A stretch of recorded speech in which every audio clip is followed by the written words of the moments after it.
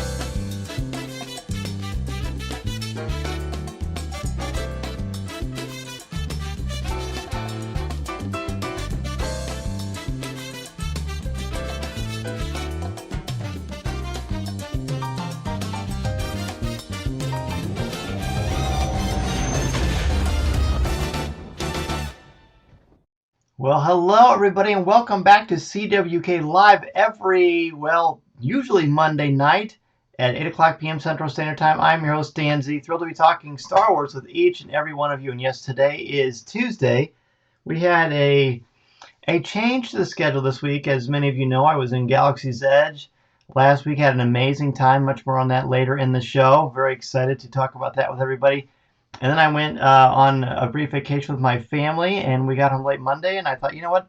Let's do the show Tuesday, do it up properly, and have some fun. Daniel is here. Hello, Daniel. I see you've got a new profile picture. Good to have you, my friend. Mary is here, of course. Finally got to meet Mary in person at the Coffee with Kenobi meetup, which was really, really cool. And I got to meet Chaz, too. Awesome.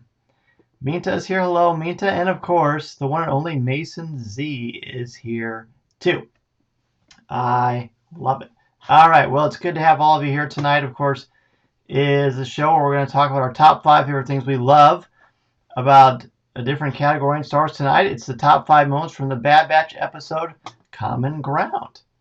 And this was a fun episode that certainly, well, I don't know. I'm interested to see what a lot of you have to say about it. There were some mixed messages in the CWK Cafe, and I don't mean that in a mixed messages. I mean, it was clear that people are liking the show, but some people are wanting something more out of it as well, which is very fair, which is certainly a fair thing. But if you ever want to start the conversation earlier and you just can't wait until we have our Facebook Live show, you're certainly welcome to go to www.coffeewithkenobi.com/community and sign up for our exclusive Facebook page. We have a wonderful community talking about all things Star Wars. We have both a spoiler-free and a spoiler-filled conversation about the latest Star Wars TV, books, movies, what have you.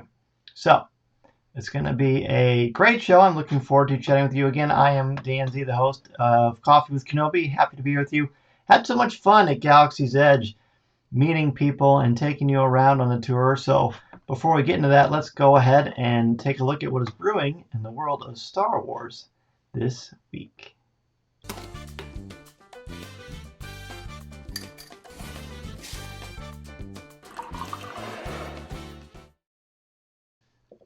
All right, so tonight, what's brewing in the world of Star Wars this week is I just want to talk to everybody about what happened at Galaxy's Edge. We had such a great time at the CWK meetup. I'm going to pull up some images from that. You may have seen them in our Facebook page or in other places, Instagram, YouTube, Instagram, and in Facebook and Twitter, naturally. Daniel says he marched in the Independence Day Parade as the Civil War Union Private. Well, Daniel, as always, your costuming and skill set is impressive. Most impressive. So thank you for sharing that with us.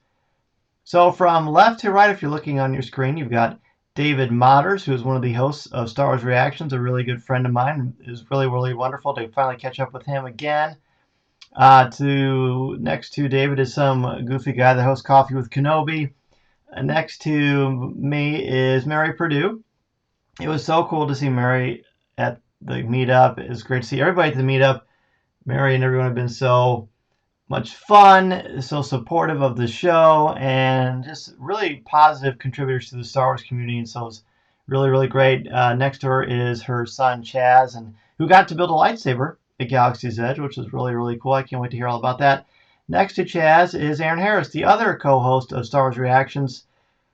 I've known Aaron for a very, very long time, and he and David took over Rebels Reactions many years ago, and that was just awesome. He's a great guy, as is David, as is everyone here. Next to Aaron, then we have Jason Brame, who is a good friend of mine. He used to do a Star Wars canon update for us every other week on Coffee with Kenobi. It was great to see him and his wife and their two beautiful children. And then to the right, of course, Mr. Blake Weaver. It was awesome to see Blake. We got a chance to meet his wife, and just so much fun. Really, truly, so much fun. Great people. We were there for probably a good 3.5 hours, laughing, talking, just catching up with each other, taking some pictures.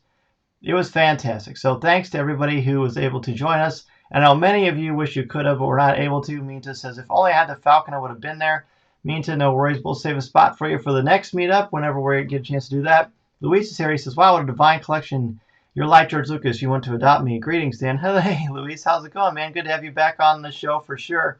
I'm going to keep showing you some more pictures from the fun meetup that we had. I got some individual selfies with everybody. There's me and Mary, then me and Blake and his wife. And then on the next one, we have, let's see, there's Aaron and David, of course. Everybody wore their Star Wars tees, which is pretty fun. And then there's Blake, and then there's me with David, Aaron, and Jason. So again, a wonderful, wonderful time. Truly special. This community is fantastic. Absolutely fantastic. I'm very excited that I have so many new friends because of Coffee with Kenobi and this great Star Wars community. Thank you again for those of you who could be there, and for the positive vibes and all the good stuff. The Force is definitely with us, and we'll certainly have more meetups in the future. You can guarantee that if you're going to Celebration, there's going to be a big podcast meetup. Much more on that in the near future. Also, what I announced on the Facebook Live show where I took you around Galaxy's Edge, so you got to see it all from a first-person perspective as I walked around Galaxy's Edge. As I announced that I've got a couple of projects that I'm currently working on that should be out, in the next couple of weeks or something like that. We'll see how it goes, but I will certainly keep you posted here and all over our social media. But I am doing an audio tour of Galaxy's Edge that will be something where you can listen at home and feel like you're at Galaxy's Edge, or when you're there, you can turn it on, and I will basically take you around that area of the theme park, whether it's in Disneyland or Disney's Hollywood Studios in Orlando, Florida, and show you the ins and outs of Galaxy's Edge, the differences between the one in Florida and the one in Disneyland, and explain some of the lore behind this amazing place as well. And I'm also working on an ebook guide to Galaxy's Edge as well. So a lot of great stuff coming up. I'm very, very excited, and it's going to be fun because it's going to help you get the most out of your vacation, get the most out of your experiences at Galaxy's Edge. I know it's hard to get there. I know it's hard to make those things happen. So this will help you really get the most out of Galaxy's Edge. I'm very excited to share it with each and every one of you. And I get asked a lot about tips, and this is going to be a great way to do that. Daniel says, looks like a nice seating area. It was beautiful, Daniel. It's a really, really nice place. Themed around Indiana Jones. Wes says, hey, Wes, what's up, man? I love your picture. He says, maybe Disney will buy it from you and use it for guests that want to get a tour. Well, wouldn't that be exciting? Well, if that doesn't happen, Wes, and I, I love your optimism, then certainly you get a chance to get access to it and use that. I think you're really going to like it. It's been really, really fun putting it together for sure. All right, so thanks again, everybody, for that. That was really fun. Now we're going to move on to our top 5 favorite things. Again, thanks for joining me on Tuesday. Normally the show's on Monday nights. I know that's hard with people's schedules to kind of reevaluate, but of course you can watch the show here. You can watch it on Facebook. You can watch it on YouTube, or you can watch it on our Instagram page as well. So there's going to be a lot of options. If you're not able to catch it with us here, you can certainly listen to the audio version later on the podcast feed. But we're going to go ahead and jump into our top 5 favorite moments from the latest episode of The Bad Batch. This episode was titled Common Ground. So we'll see if we have common ground and what we thought about this episode as well. So my number 5 is They'll Feel That in the Morning. There was a great little sequence a little over halfway through where Wrecker tosses these clone troopers out of the walker. First you just see some clone troopers going flying, and then he says they'll feel that in the morning. I thought it was a funny little bit of Wrecker humor, I guess you could say. So Josh is here. Josh says, hi, sorry I'm a bit late. No, sorry at all, man. Glad to have you here. I just announced that I'm doing a Coffee with Kenobi walking tour, an audio walking tour of Galaxy's Edge for people who are going to Galaxy's Edge, so you can get the most out of your experiences in this incredible 14-acre Star Wars land. It's going to be a lot of fun. Number 5 for me, to the Senator standing up to the Empire. I love that part. That was really good. It was definitely some shades of classic Star Wars in that sequence, and I really like that Senator as well. Mary says, GS8 sculling off to send the message at the beginning. GS8 gave the episode a nice C-3PO and L3 vibe. It sounded like L3 too. I know that's not the same voice, but really, really cool.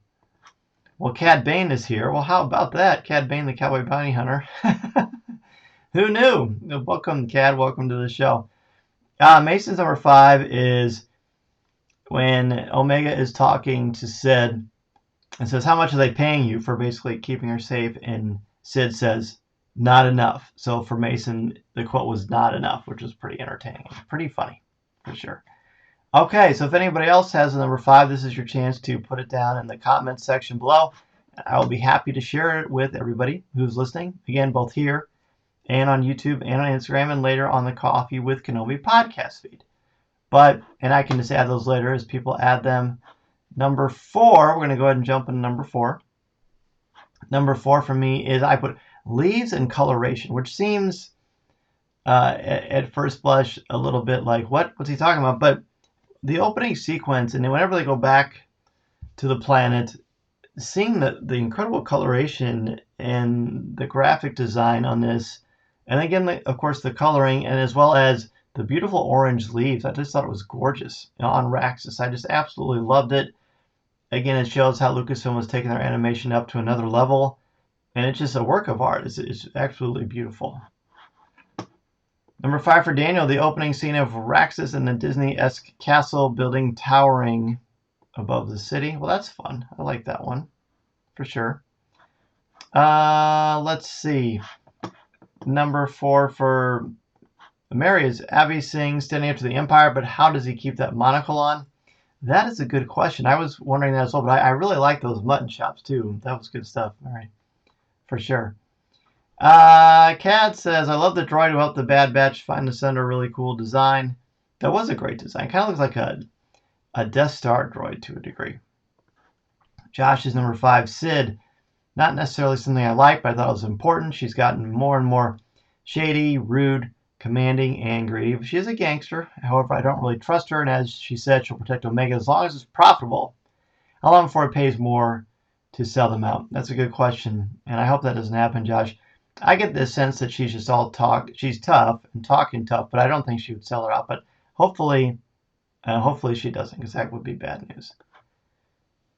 Number 4 for me, to Echo, still feeling resentment towards the Separatists. He's still carrying that on his shoulders, despite that the war is over. I think there's a lot of important stuff there. What that mean to Echo and his clear reservations and bias against the Separatists, and he's got good reasons too. We know his history. But that was a standout for me as well. Number 4 for Daniel, Sid's name calling and nicknames for the BB members. Bandana. Yeah, I've noticed they're doing that a lot. And I think it'd be even more fun if she would vary up her nicknames a little bit instead of the same things over and over again. But that doesn't seem to be what they're going to do. Okay. He says, on this camera, this is actually James McCrossan, a member of the page. I'm just using this page made for tonight for fun. Okay, I figured that, James. I didn't know it was you. But thank you for saying that, because that stuff does happen on occasion. So thank you for revealing your secret identity to us. We appreciate that, my friend. Number 4 for Josh, the stun setting is subtle, but I really like the use of the stun setting that the Bad Batch used in the clones. I think they realize that A, it's not necessary in this situation, and B, it's not the clone's fault, it's the chip. Another very important one. We've got some very astute observations from people tonight, but that's very important as well. That's something I'm going to talk about on the main show later this week. Number 4 for Mason is similar to my number 5, but he just put taking over the walker. Just the whole sequence of firing that rope over, rappelling across the adventure that happened, and taking over the walker. It was just very thrilling, kind of good swashbuckler, classic adventure stuff. So that was Mason's number 4. Let's go ahead and jump into number 3. Number 3 for me is very broad. It's just the Clone Wars vibe. The first 5 to 10 minutes of this episode felt like I was watching a classic Clone Wars episode from season 4, honestly. The setup, the drama, the political intrigue, the clear challenges on another planet. It takes a few minutes before you recognize anyone who's a character in the story. And I like that. Just gave a good classic vibe, which was very welcome. Number 3 for me is similar to the one I had mentioned earlier. They'll feel that in the morning. A very funny, very, very welcome little sequence in the adventure. Number 3 for Mary Echo's reluctance to work with a separatist. Ditto to Minta's number 4. Excellent. Very good. I'm glad to hear that. Mason's number 3 was, what's my cut? And then Sid goes 30. And then Omega says 60. Great stuff, right? That was Mason's number 3. Seeing Omega step up like that and advocate for herself, and really not without any fear of retribution or anything. Just kind of like, no, I'm in charge. And I love that. Number 3 for Daniel is the intro of Captain Bragg, which was really cool. Captain Bragg voiced by Shelby. I think her last name is Winters. I could be wrong on that, but she also voiced Leia and some other stuff for Star Wars animation, so it was cool to see her back. Josh says, the animation is so advanced, the trees look amazing. There's been several instances in the series where I thought for a split second it was live action. It's amazing how far they've come. I could not agree more with that, Josh. Similar to my number 4, beautiful stuff. Number 3, we've got James says, Omega gambling in Sid's bar was great. That was great. Mason enjoyed that one too. Who knows, that might come up later. But just seeing her kind of taking charge and doing her thing was great stuff. All right, let's go back down to number 2. Number 2 for top 5 favorite things about the 10th episode. For number 2 for me is what's my cut? When she squares up with Sid, I don't know, when she's making these arrangements, she's like, well, what's my cut? Again, the fact that she's taking charge and she's no nonsense. She's just as tough, or she's not afraid to go toe-to-toe with Sid, which I'm sure a lot of people wouldn't do in the Star Wars universe. So that was very welcome. Again, fleshing out Omega and making her such a compelling character. Let's see. Josh wants to know, does anybody else feel like Sid is Hondo but mean? Well, Hondo wasn't very nice. He just used a lot of charm. Eventually, of course, he warmed up. But I could see that. I don't know. I hope that they flesh Sid out a little bit more. But I definitely see the idea. But if anything, Sid's more loyal. At least Sid is consistent. Hondo changed sides all the time, as you probably remember. Minta's number 2 is Live to Fight Another Day. That was from Echo towards the end of the episode, showing that he had come around and avoided his immediate reluctance to trust anybody that's in the Separatist movement.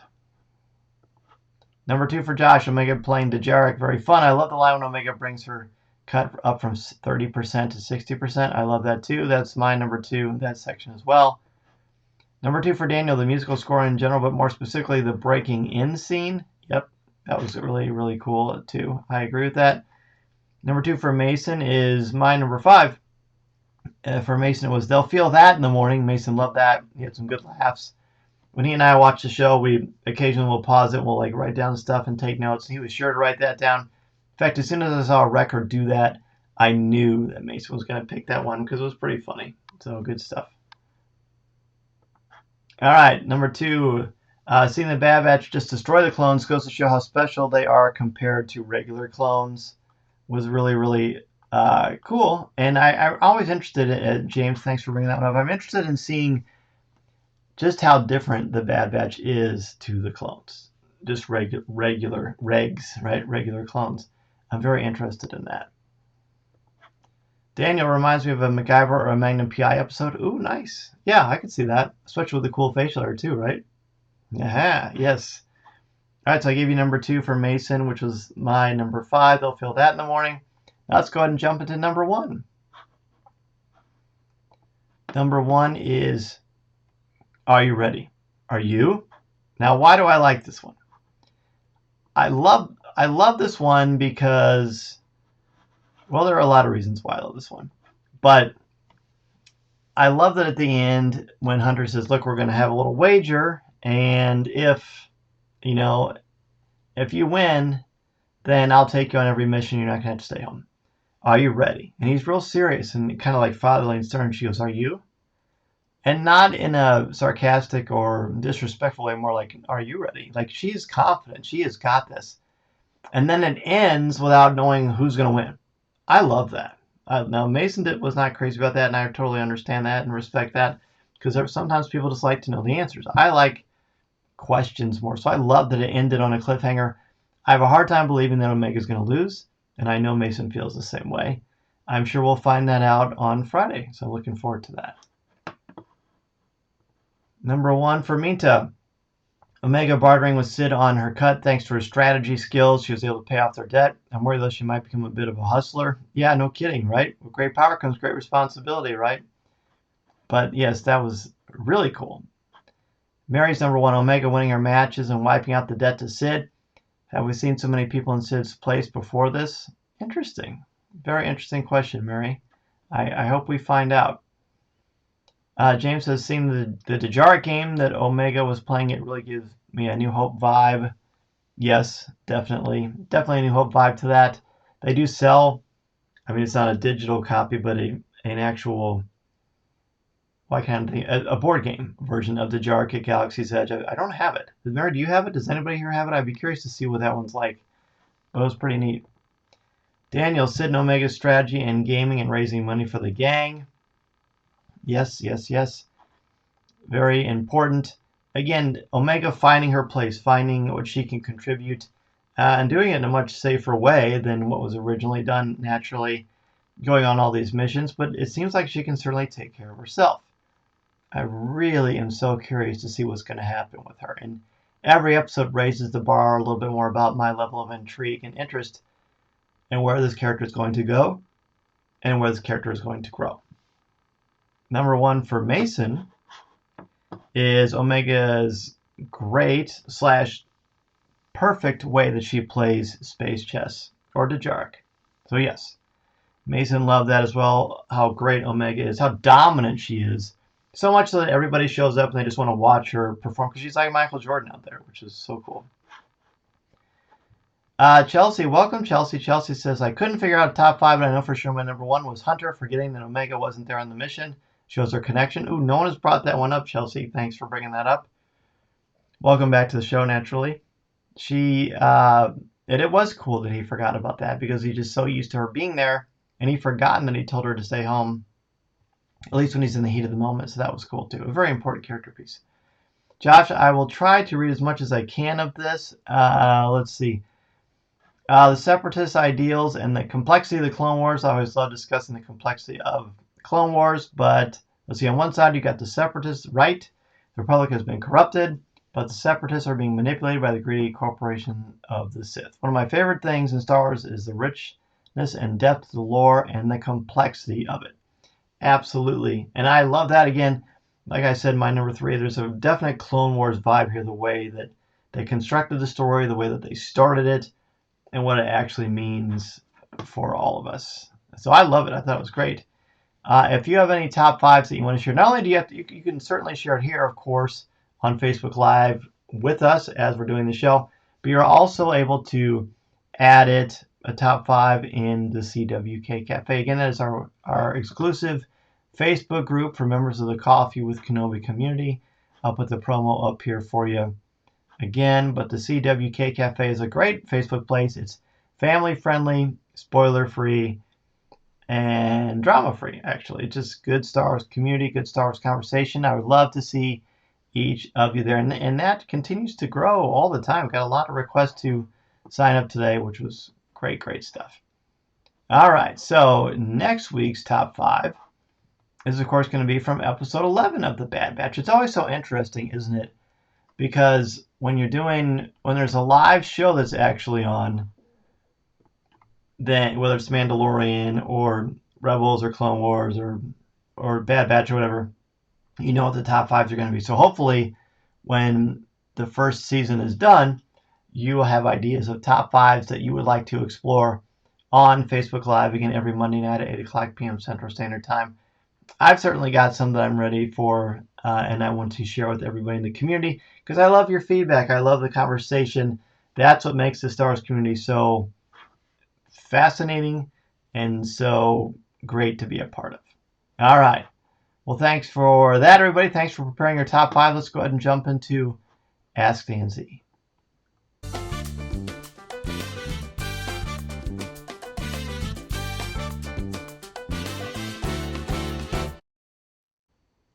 All right. So this is your chance to talk to me about anything Star Wars or pop culture related, podcasting, what have you, Galaxy's Edge. Certainly. Mason wants to do top 5 favorite clones. Mason, that is a great idea, and we are definitely going to do that for sure. So James wants to know if you could own any type of droid from the Star Wars galaxy, what would it be? For me, I would choose an astromech. It would definitely be an astromech, and it would definitely be R2-D2 for me. To me, that's the only option. I mean, it's R2-D2. He's the classic, and I feel like you could always charge your phone with R2-D2 around too. They actually sold a live action. They actually sold a life-size one at Galaxy's Edge when it opened. Man, talk about a dream to have that someday. Josh wants to know if I saw the special look for Visions. He says he wasn't very excited because his anime isn't really his thing, but honestly, he's pretty excited. The trailer for Visions was very cool. It was very cool. Absolutely very cool. I'm not a big anime guy either. I know LJ Souter from the CWK Cafe is. But this trailer was certainly compelling, and it did make me very interested in what's going to happen and what we're going to get to see. Josh wants to know about Chopper. I love Chopper. Chopper's great, but I feel like R2-D2 would be a more friendly companion. Chopper would take a while to sort of house train, I think, but I love Chopper. Meantime, do you think any of the characters from the upcoming Vision series will become canon in future Star Wars projects? You know what? That's the great thing about Star Wars. Meantime, anything is possible because you've got this wonderful tapestry of the legacy, or the Legends line, I mean, and then just all the great Star Wars stuff and the ideas that weren't necessarily used, like design, concept art, and things like that. But eventually they come back. So I feel like you've got that rich, beautiful canvas of Star Wars and mythology to choose from. So I think anything is possible. Did I see any new indie content at Disney World, like around Jock Lindsay's restaurant? Any Indy 5 clues? No clues, and I don't think we will see any clues for that. But there was, in the Star Wars gift shop on Hollywood, in the corner of Hollywood and Vine, they had some Indiana Jones 40th anniversary shirts. They had an Indiana Jones iPhone case, and they sold some fedoras and some other fun little things. So yeah, there's definitely more Indiana Jones merchandise. It was all focused around the 40th anniversary of Raiders of the Lost Ark. But yeah. Mason would have DL, which doesn't surprise me, Mason. I thought you might say that. Mary says Chaz is thrilled Trigger will be doing 2 of the Vision shows, one of his favorite anime creators. Oh, good. Well, then Chaz will be a good go-to person to ask about this stuff, because again, that is not something I'm very as aware of as other pieces of popular culture. So that will be good. Timeline for the guide being completed. Daniel, I'm hoping to have it out by the end of July at the latest. Working very hard on that. I'm certainly looking forward to sharing with everybody. Are you planning on going to Galaxy's Edge in the future, or is it just something that you're interested in? Either way, I will do my very best, my friend, because I wanted to share it with the world for sure. Wes says he hopes Lucasfilm continues a Journey to Indy 5 literature series for the new movie, like they do for Star Wars. I hope so, man. I hope so, Wes. I hope we get comics, I hope we get books, I hope we get lots of stuff. That would be so great. So great. Josh, one of the cool things about Star Wars is the vastness of the galaxy, so not everything needs to be connected. There's so much room for creativity. Isn't that wonderful? So cool. I love that too. There's just a lot of great creators there. Wes says, thanks for letting me bring up an indie tangent. Oh, Wes, my pleasure, buddy. You don't have to thank me. I love Indiana Jones. I'm always happy to talk Indiana Jones, definitely. James, do you think we'll see any Stormtroopers on the Bad Batch? Not yet. It's too early. It's like a week after episode 3 ended. Yeah, it's pretty close. I'm not sure how much time has passed from the first episode of the Bad Batch to now. But ultimately, I'm sure we're going to. We'll have to. That'll be fun. It'll also be fun to see how close this is to the last episode of Clone Wars with Darth Vader finding Ahsoka's lightsabers. Would love to get there. No plans yet. Good. Okay. I just want to make sure I have it out for people, especially for people who are going sooner.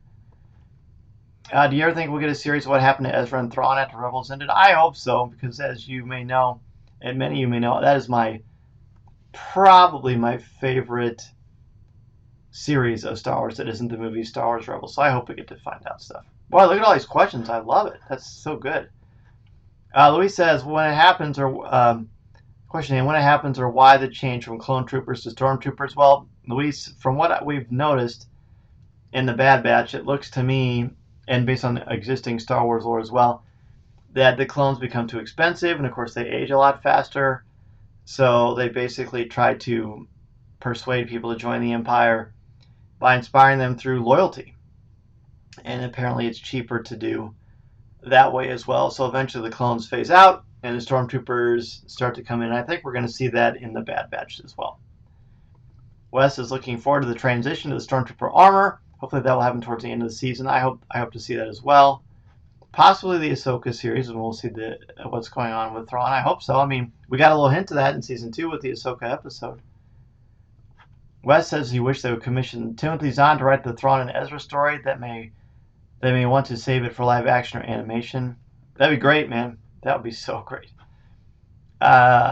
James says, I think it's mostly because they're running out of Django's DNA. They are, and that's certainly been a key fulcrum or a key concept that has been talked about a lot in Star Wars The Bad Batch so far. I love these questions. Keep them coming. This is what we're here for. Of course, you can always email me, danz@coffeewithkenobi.com. I'm happy to answer any questions you have or share them on the show.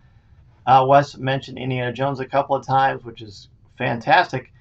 So this week on Coffee with Kenobi, of course, we went over the usual Bad Batch, but I also had Jason Fraley, who is a longtime movie critic and a great guy, very intelligent guy, a lot of fun.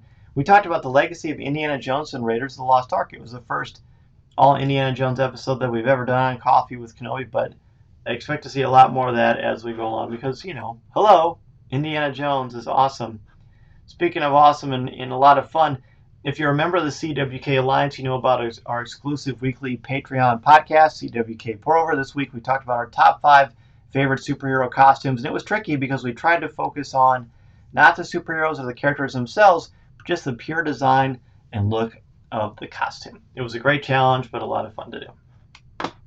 Josh wants to know what do I think is the best Star Wars, like out of the comics, movies, shows, novels, everything else. I have to go with Rebels, currently watching it for the 3rd time. So good. You know what? I love Rebels. I would easily place it over some of the movies, actually. And that's not a knock against the movies. I just think Rebels is just that good. It's just that good. Will Filoni be writing all 6 episodes? I don't know. I think that whatever they do, it will be good because that's a very, very important, very special part in the Star Wars timeline. Who had the more tragic life story, Vader or Grievous? Well, we don't really know much about Grievous's story in the canon, but I don't see how any of them could be worse than Vader's, being punishing yourself for things you did and didn't do, very much losing your way for, 23, 24 years in the galaxy. That's pretty harsh stuff. Darth Vader's a great classic tragedy, very Shakespearean. One of the things I love about Star Wars. Well, that is going to do it for this week's CWK Live. Next week, we'll be back to our usual Monday night at 8 o'clock p.m. Central Standard Time. I'm very much looking forward to continuing the conversation with each and every one of you. And besides, again, not only doing it here, but you can come over to the Coffee with Kenobi's Facebook group, the CWK Cafe. Go to www.coffeewithkenobi.com/community and that is where you can continue the conversation with us in a family-friendly, spoiler-free place. Be sure to be on the lookout for Coffee with Kenobi this week, where we're going to be looking at this episode in much more detail that we just discussed here for you. Common Ground, a fascinating episode with a lot of interesting things being reintroduced, re-examined. You know, the duality of what side are you on, what are you fighting for, who do you trust, all those classic things as well. This is The Way Mean to. Thanks again for joining us, everybody. And next time you're here, be sure to share the show while you're watching and bring a friend so we can all have even more members in this amazing Star Wars community. That would be great. Mary, thanks again, and great to meet you and Chaz and meet everybody who came to the Coffee with Kenobi meetup at Jack Lindsay's last week. It was a great time. Wes says, my opinion is that the novel Darth Plagueis on that is a novel Darth Plagueis by James Luceno. Darth Plagueis is great. It's so great, even though it's not came out before the whole canon thing changed around and the dynamic changed. I think Darth Plagueis is about as good as it gets. Can't recommend that one enough. Until we meet again, friend, I'll be working diligently on the Galaxy's Edge walking tour and a lot of other great stuff. Oh yeah, and the Bad Batch score, Josh, thanks for reminding me that it's on Spotify right now. The first, I believe, 8 episodes of the Bad Batch score are there. All right, everybody, have a great week and weekend. Be on the lookout for Coffee with Kenobi this week, coming out this Thursday, bright and early, for you to enjoy even more analysis of Common Ground. Get your top 5s ready for next Monday night, and remember, this is the podcast you're looking for. Have a great week, everybody. Thanks again.